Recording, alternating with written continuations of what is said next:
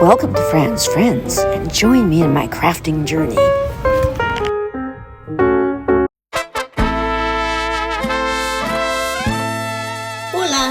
Hola, or I should say, welcome to Fran's Friends.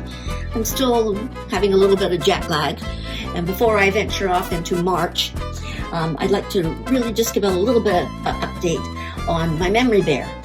I made him a sombrero, and I thought what I would like to do is to give you the pattern for the sombrero so that you can make your own. These can be made in different sizes according to your project, or even just as a simple Christmas ornament would be good.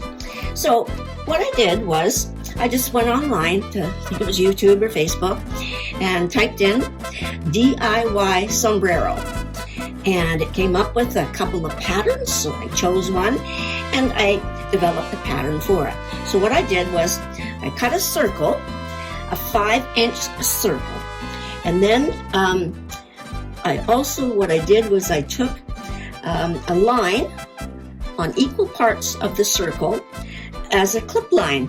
And then what I would do is I would just clip it with the scissors so that you would be able to take the clip line and just push them in underneath each other.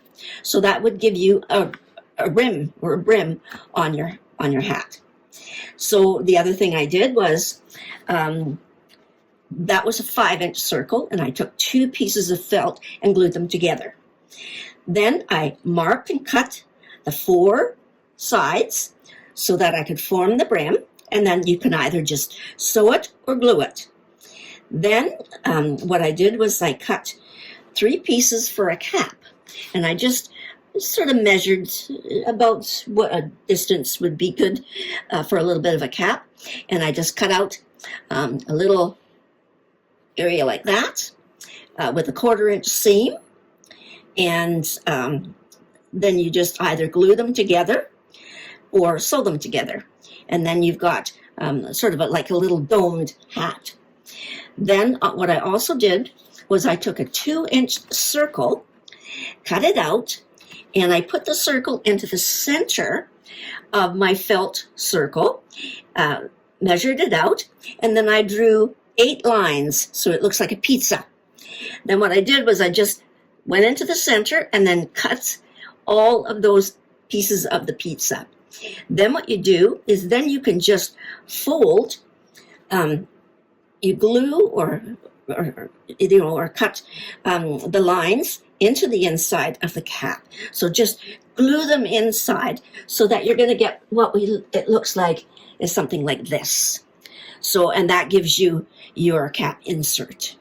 So that's what it looks like. You've got your nice little brim there because you've pushed in your cut lines, and there you have a sombrero.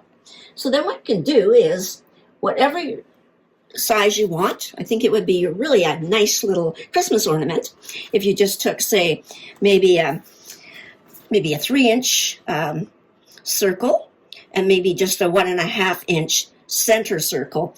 And what you could use is, instead of making, which would be a little bit difficult to do, just take a styrofoam ball, cut it in half, and then just glue it onto your circle. And that will give you your cap. You can just paint it. And then what you do is just put a little bit of trim around, decorate however you want, put a little topping on it to hang on your tree. So a simple little Christmas ornament. You can make them in different sizes. The styrofoam balls come in many different sizes. This would be a bit difficult to use because it's plastic, but it would work out quite fine. And then you could decorate them any way you want with lots of beads and baubles and sparkles, and it would be a really cute little Christmas decoration.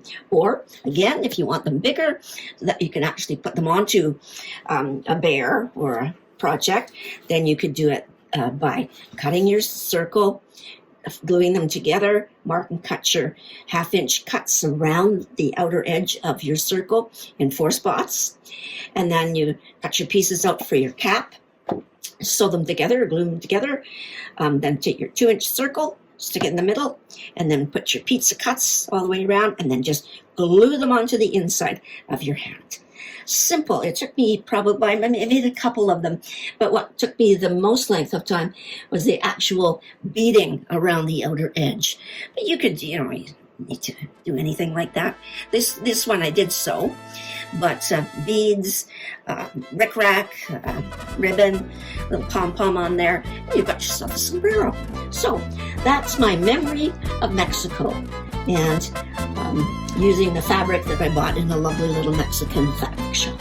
So again, lots that you can do. So I'll now venture into March, and I do have a little bit of catch up to do because I didn't get my Christmas table decor done for February, so I'll have to incorporate that into March.